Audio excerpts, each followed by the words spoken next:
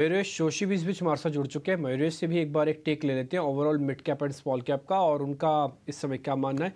मयूरेश, एक तो जो मिड कैप और स्मॉल कैप के अंदर फॉल आ रहा है, इसको आप कैसे देख रहे हैं, और दूसरा कोई इसी में से कोई डायमंड है आपके पास तो वो भी बता सकते हैं आप।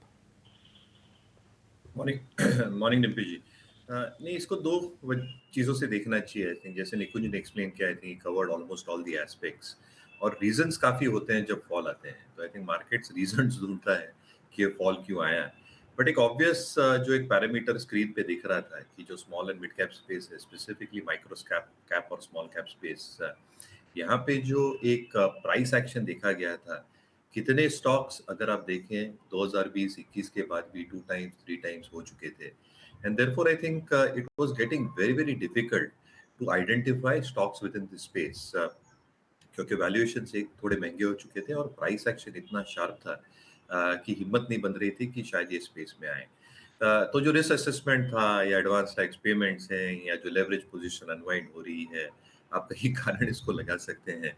पर फ्रॉथ डेफिनेटली सर्टेन पॉकेट्स में ब्रॉडर मार्केट में बिल्ड हो रहा था। उसके विपरीत अगर आप देखें कि जो अर्निंग्स ग्रोथ है, just as an example of mid cap as a space, has grown exponentially. यानी ऐसे नहीं है कि ये जो प्राइस एक्शन थी ये सिर्फ लिक्विडिटी की वजह से हो रही थी। अर्निंग्स ग्रोथ भी उतनी ही आ रही थी जितना मार्केट उम्मीद कर रहा था, and in certain pockets more than the markets. अब क्या ये अर्निंग्स ग्रोथ सस्टेनेबल है on a very high base? एक चीज वो मार्केट देखना चाहता था। और दूसरा, आई थिंक जो एक पी एक्सपेंशन की हम हमेशा बात करते हैं ब्रॉडर मार्केट के लिए for certain pockets, P expansion in spite of price movement has still been reasonable, क्योंकि अर्निंग्स मोमेंटम प्राइस मोमेंटम से ज्यादा था रादर पी एक्सपेंशन से। तो कुछ कुछ पॉकेट्स ऐसे भी है जहां पे मुझे लगता है, आई थिंक अगर और गिरावट आती है तो बाइंग अपॉर्चुनिटीज हो सकती है। PSU bank selectively is an example.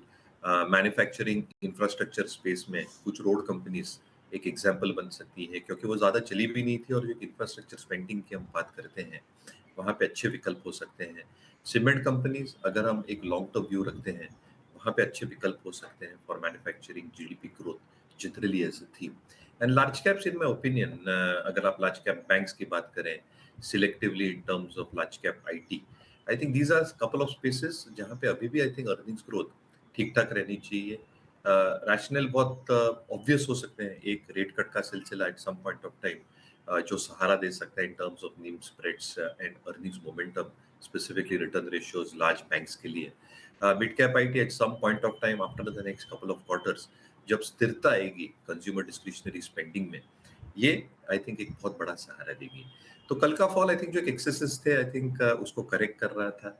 अगर आप लंबे निवेशक हैं तो आपको ये सोचना है कि आप T20 खेल रहे हैं, टेस्ट मैच खेल रहे हैं, क्या आप ये बाजार में 5 दिनों के लिए है या इंडिया ग्रोथ स्टोरी 5 सालों के लिए खेल रहे हैं।